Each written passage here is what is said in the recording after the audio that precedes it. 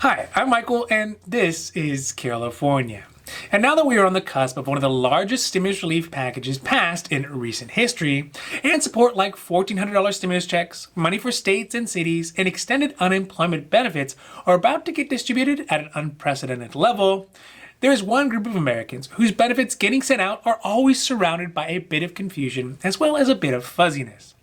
The reason for this is because they often do not have the same types of financial interactions with the government as many other Americans do, mainly by filing taxes on a yearly basis.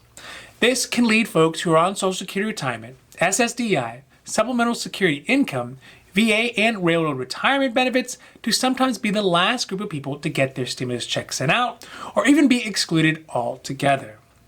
That being said, today we are going to do an update about what is known about the next round of $1,400 stimulus checks for people who are on supplemental security income, that's SSI, Social Security retirement, survivor, disability, SSDI, VA, and railroad retirement benefits, if they're eligible for the next round of stimulus checks, and how they will likely receive their checks once the relief bill is passed. Now, this is your daily dose, and before we get to it, if you like this information, if you find it interesting, if you find it helpful, please don't forget to like and subscribe. That way you can get updates when our newest and most informative videos become available. So let's first start by talking about the new eligibility rules for this round of stimulus checks and how it could affect older Americans and adults who are being claimed as dependents. Under the most current version of the American Rescue Plan, that's the official name of this round of stimulus relief packages, they have made alteration to who is eligible for the $1,400 stimulus checks, so that many older Americans who were left out from getting checks in the previous two rounds will now be eligible. This means many Americans who are on Social Security retirement, survivors, disability, SSDI, VA, and railroad retirement benefits will now be eligible for the $1,400 stimulus checks, even if they are claimed as a dependent on somebody else's taxes. Additionally, they have raised the amount for dependent stimulus checks to the full $1,400 to match the stimulus checks paid out to the primary tax filers. Of course, the household will still have to be under the maximum eligible income limits, which is $75,000 a year in income for individuals, $150,000 a year for joint filers, and $112,500 a year for head of household filers. This update to the rule is an overturn of the previous rules that limited dependent stimulus checks to only dependents who are under the age of 17 years old, which left out many older Americans who were being claimed by their families as dependents. Now let's talk specifically about those folks who are on SSI and SSDI.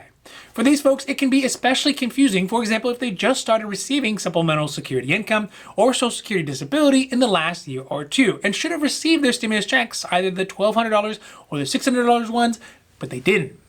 First, if you started receiving SSI or SSDI in 2019 or 2020 and your income limits were below the maximum allowable earnings and you were not claimed as a dependent for either of those years, you should have been able to receive both the first and the second round of stimulus checks.